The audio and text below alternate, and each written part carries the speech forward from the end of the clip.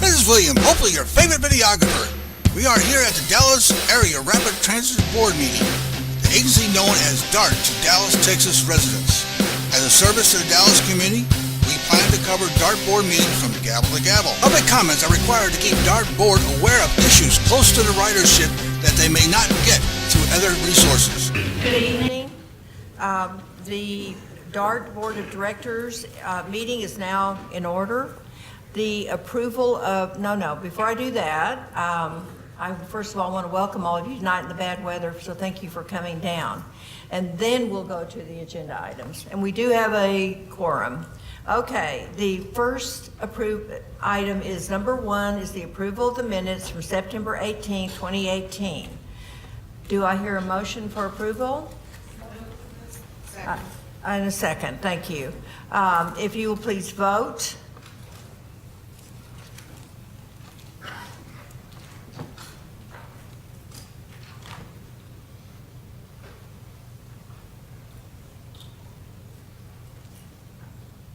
The item passes unanimously. Thank you very much. The next item on the agenda is kind of a bittersweet item. We have to say goodbye to one of our board members this evening. Ms. Catherine Cuellar is moving to the Big Apple, where she can do it there, right? If you can do it anywhere, that's right. All right, good. We're going to miss you. As a token of missing you, though, we're going to have a little gift for you. And so we want to get a gift and a little picture. But I want to say a little bit about you. Catherine was appointed to the DART Board of Directors by the City of Dallas on June 28, 2017, and by the City of Cockrell Hill on July 11, 2017, to represent the transportation disadvantaged. That was her category. Ms. Cuellar has served as the Vice Chair of the Public Affairs and Communications Committee, and she served on the Economic Opportunity and Diversity Committee, on the Planning Committee, and on the Operations, Safety, and Security Committee. Catherine, we're going to sincerely miss you and all of you've added to our discussions. I particularly have appreciated your insight on communications, and you've been a real leader on that, and I thank you very much for that. So if you don't mind coming down and joining me, we will give you officially your gift, and we'll get a picture back.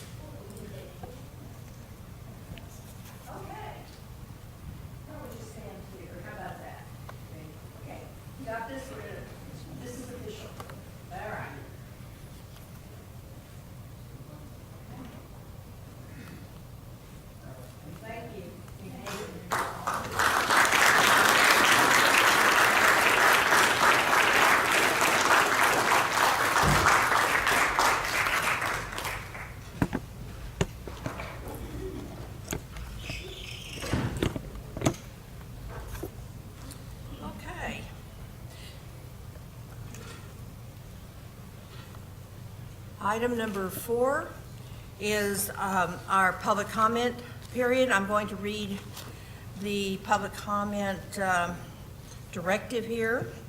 General public comments will be allowed at the beginning of each DART board meeting for a total of 30 minutes, and again at the end of the meeting when the 30-minute period does not accommodate all persons who have signed up to speak.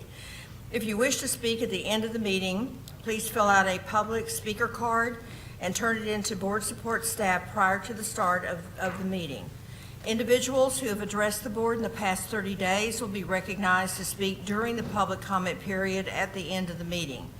During the public comment period, board members may not interact with the speakers or other board members by asking questions or offering their own comments. Members of the public are reminded that their behavior during DART board meetings is governed by the DART Board Code of Conduct for citizens, news media, and visitors. Personal attacks, impertinent or slanderous remarks, and boisterous conduct will not be allowed.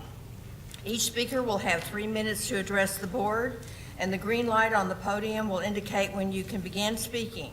The yellow light indicates that you have 1 minute remaining, and the red light indicates that your time has expired. Our first speaker this evening, pardon me, is Kendrick Mobley. And Mr. Mobley is followed by Crystal Gay.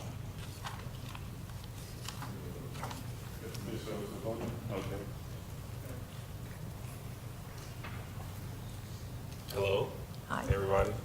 I want to start off by introducing myself. My name is Kendrick Mobley. I moved to Dallas in 2012. To give you a little bit of background on my history, my background. I was a security test engineer for the Department of Homeland Security and TSA.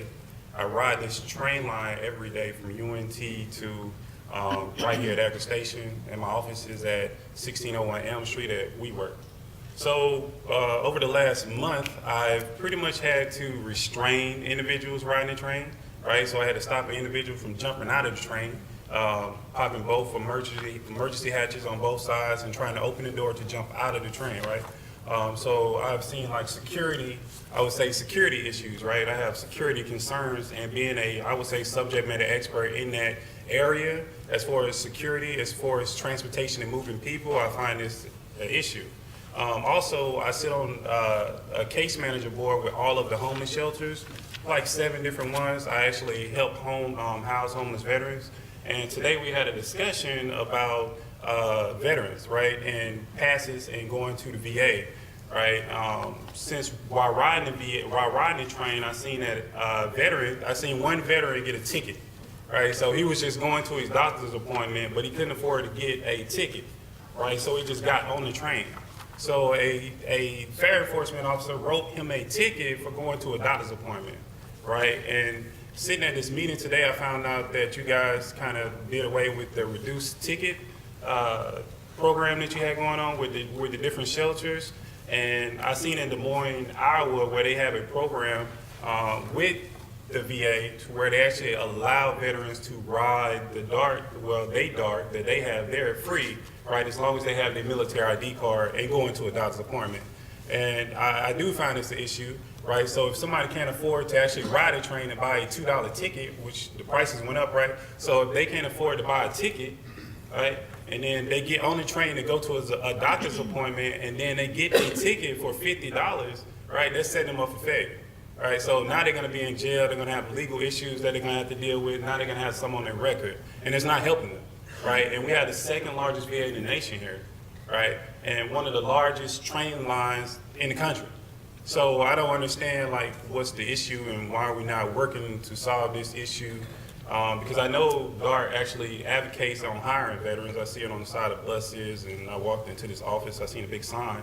So we definitely do, you guys actually do want to work with veterans, but I feel like we're failing in this issue, in this area. So. Thank you. Would you please talk to Lieutenant Foster? Yes. He's raising his hand right there. Okay. Yeah, I think he might be able to help you. Thank you. Our next speaker is Crystal Gay. Is Ms. Gay here? Yes. And that is followed by Coach Norris.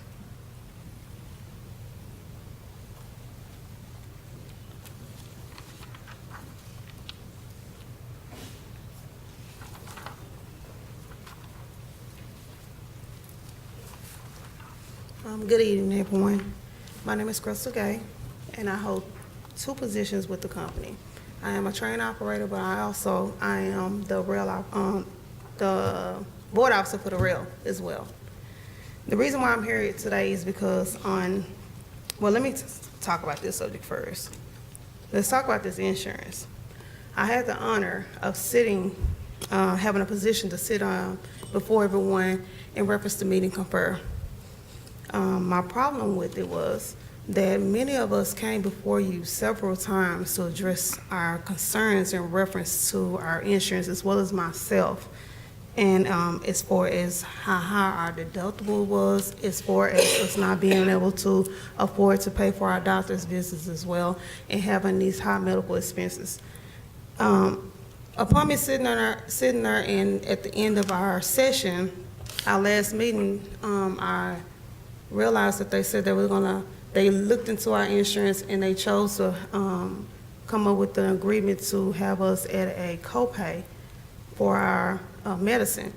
Now, that's fine and all, but however, the issue that we brought before you all several times was never addressed. And in that meeting on Friday, I also brought that up. And they advised us that they would get back with us. But of course, open enrollment has started, and yet and still the issue that we as employees came to you all with is still unaddressed. And I just want to bring it to the forefront. Besides that, on September the 17th, I went to work at approximately 9:30 a.m. at the Central Rail location, and I got off at approximately 7:50 p.m. I went home and I came to work on the residing day, which was 9/18/18, only for me to notice that someone had hit my car. So of course I did what I needed to do, which was got in contact with transit, and I filed a report, and I asked the transit officer, does these cameras work? We have several cameras on our, at our work location, several. I asked him, do the cameras work? He chuckled and he told me no. He said they haven't worked in, he don't know how long. That officer's badge number was, to be exact, 396. And his name was spelled Michener. That's who assisted me. Beyond that, I also was directed to go to a manager that was over passenger amenities, because they said they would know better than anyone. I went and had a small conversation. Her name was Miss Brenda. She told me that since it occurred on the property, of course it could be addressed and that we should be able to assist you. Let me call someone from risk management. She then contacted a lady by the name of Miss K. When she contacted her, the lady told me that she could not assist me because she didn't know who had hit my car. And so at that point, I began to hear from other coworkers that several of us are getting our cars vandalized and these cameras do not work, on top of the fact that anyone can get on our property from either end, from our open end that the trains leave out on, as well as before you get to the security booth on the side. Ms. Kay, you're going to have to wrap it up. Your time is up. Okay, and I'll wrap it up. So I want to just say that for me, myself, and as well as other employees, which I have copies of documents from people that work for the company that have addressed me and told me in an email that the cameras haven't worked for over a period of time. It is a safety issue, and it's a concern for us as employees when we are at work doing our jobs and we have to come back and our property has been damaged, but no one at the company can help us. Do you want to leave that with somebody from board support? Ms. General? Okay. Okay. Thank you. Our next speaker is Coach Norris, followed by Sherilyn Samuel.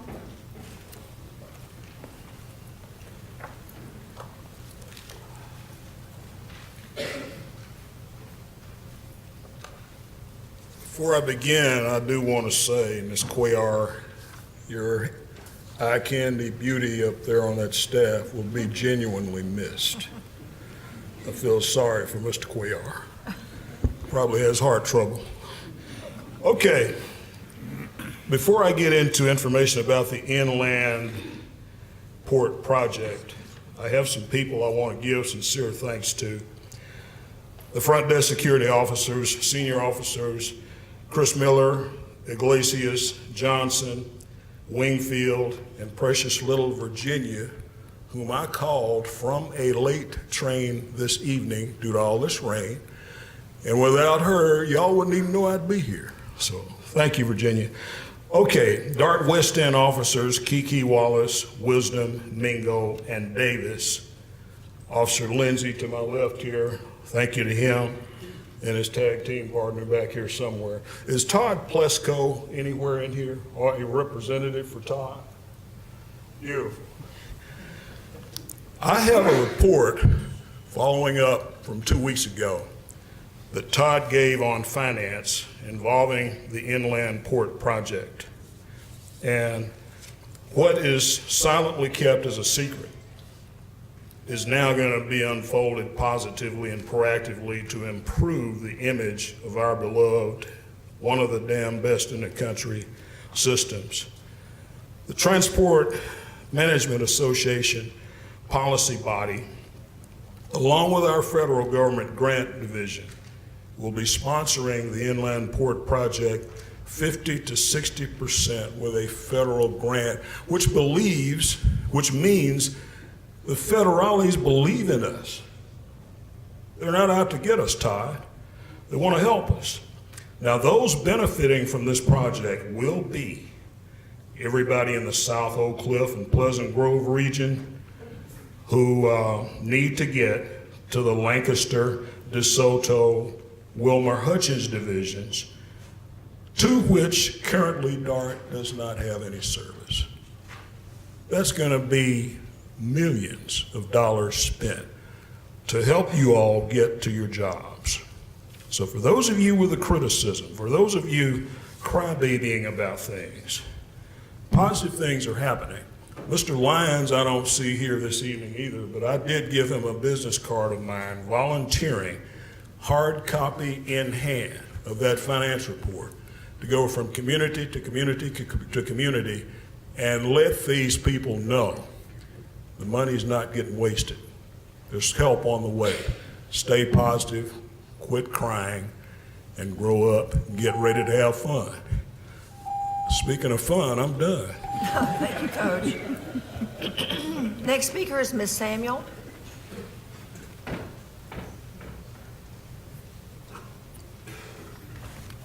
Sherilyn Samuel. For the old board members, y'all know some years back, Dorothy Burke, the board went in closed session and terminated her because I came down and informed the board of the sexual harassment that she was doing. Ever since that day, I have been harassed, I have been stalked, I have been everything trying to get me out of here because I do what the good Lord asked us to do. I'm not ashamed to speak for the Father. Psalm 54, 1-7 says, "Save me, O God, by your name. Vindicate me by your might. Hear my prayer, O God. Listen to the words of my mouth. Strangers are attacking me. Rootless men seek my life. Men without regard for God. Surely God is my help. The Lord is the one who sustains me. Let evil record on those who slander me. In your faithfulness, destroy them.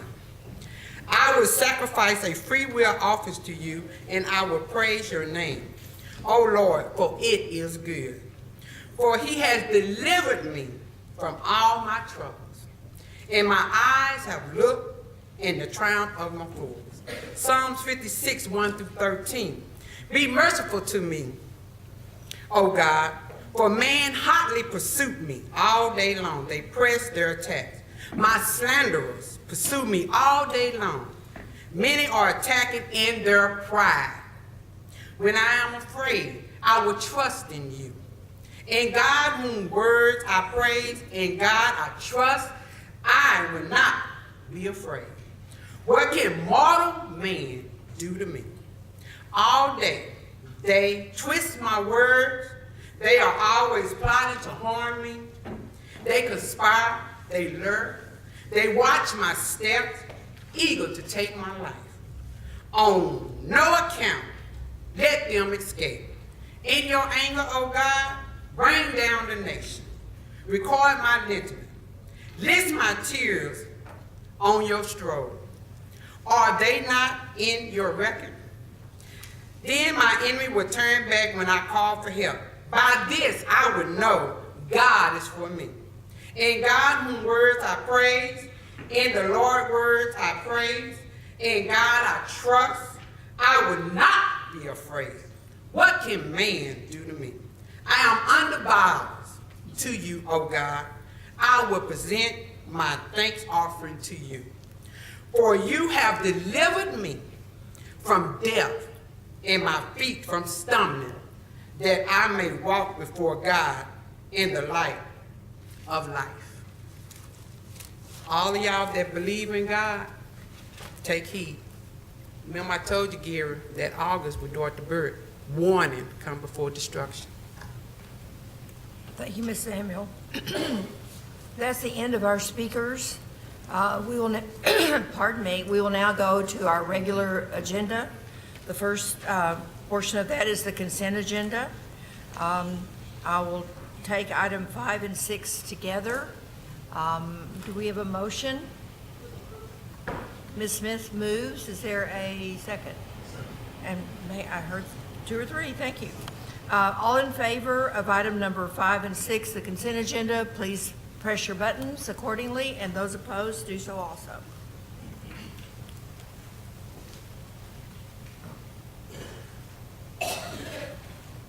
It passes unanimously, both items. Thank you.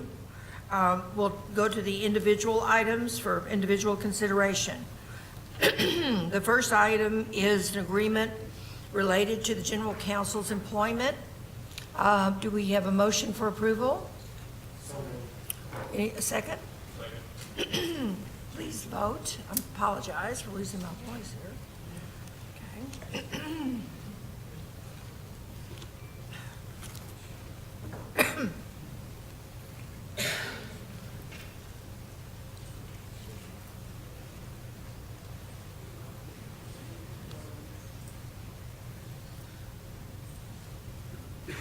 Has everyone voted? There we go. Okay, it passes unanimously. Thank you. The next item is number 8, and that would be Mr. Kennedy. Yes, Madam Chair, the board, as chair of the Operations, Safety, and Security Committee, I'm pleased to bring item number 8, which is a modification of DART service standards policy. These service standard changes will establish higher tiers of service for priority corridors and serve as framework for the bus system plan to be launched in August of 2019 with a focus particularly on improved midday frequency. This item passed through Operations Safety and Security at last meeting and Committee of the Whole this evening, both unanimously, and I move for approval. We have a motion and a second. All in favor, please vote, and all of those opposed also vote.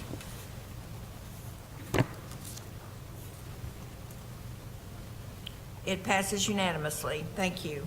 The next item items number 8 and 9 were discussed at, 9 and 10 were discussed at the Committee of the Whole only. And so we're now at item number 11. And item number 11 is the election of the DART Board officers. I think you all have received the position papers from the board members. I'm going to read the script for you for this. It says, the board bylaws require that board officers be elected at the annual meeting of the board, which is the first regular meeting in the month of October. Today, we will elect a board chair, a board vice chair, a secretary, and an assistant secretary.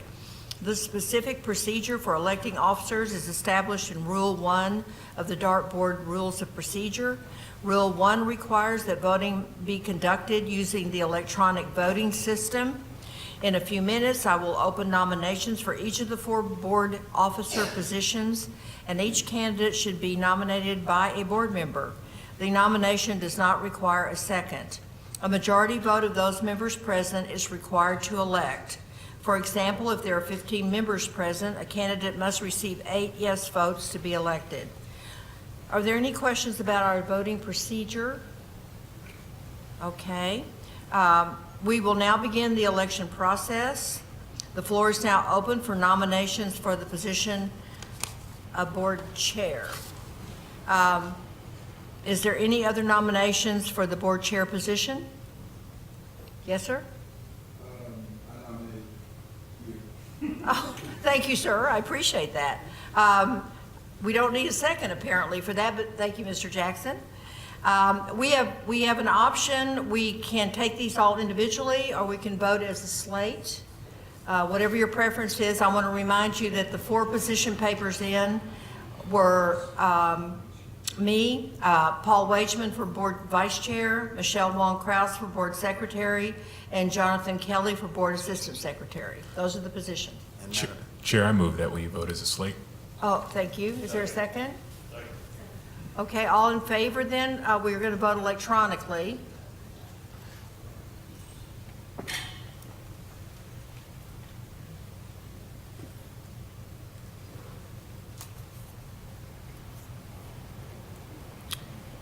It passes unanimously. Thank all of you very much. Appreciate this. So just to recap, okay. What we voted on then would be me, Chair, Paul Wageman, Board Vice Chair, Michelle Wong-Krause, Board Secretary, and Jonathan Kelly, Board Assistant Secretary.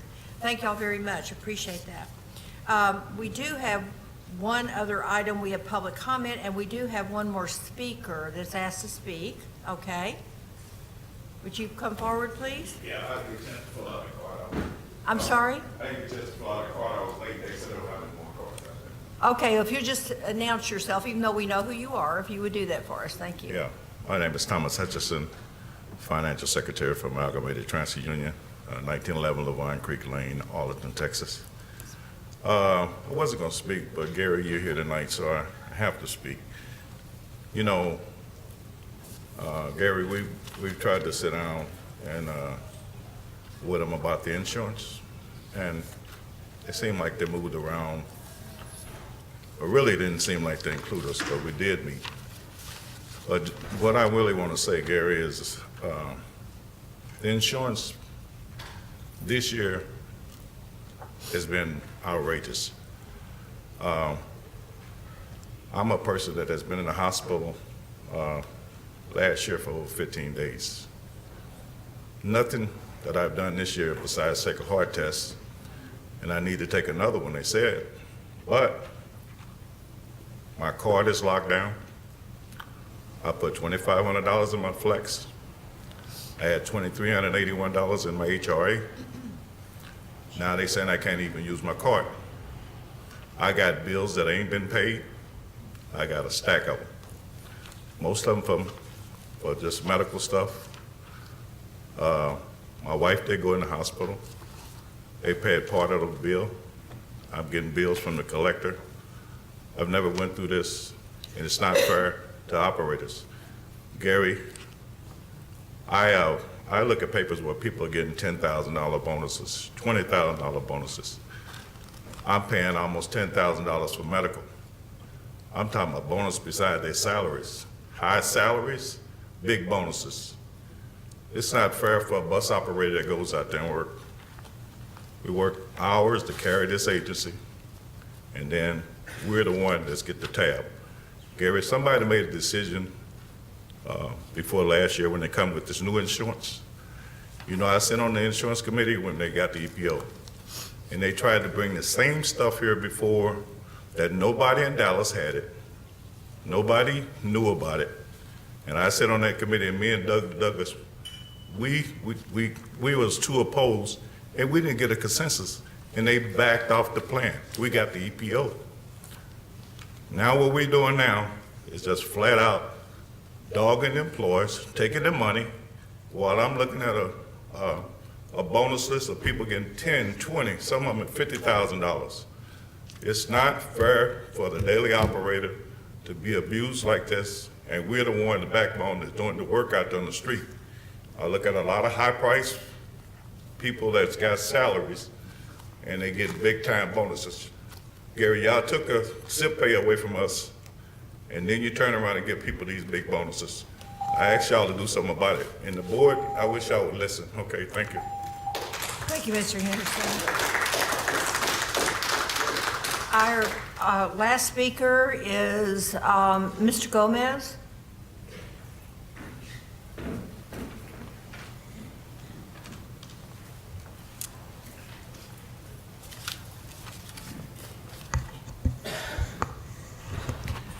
Good evening. My name is Refugio Gomez. This is my wife. We've come here to ask the DART board for assistance. We've put in various complaints about route drivers and about mobility management. We always get to run around and say, we're going to call you back. We're going to give you assistance. We've had many, like I said, complaints filed. We have reference numbers. We have case numbers. And nobody's really called us back to give us any assistance. Nobody's even called back to say, are you okay? We're resolving your problem. And this has been going on for months. I've been writing the DART system for a while on mobility management. We get the same complaints at mobility management, not only from myself, but from other riders about complaints about what is happening. Nothing is being done. The only thing we get told is that, oh, they're under contract. We're getting all these drivers, they're under contract, and they're not doing what they're saying. And I don't know about you guys, but I remember about contracts, if you have a breach of contract, you can have either them fined or get rid of them.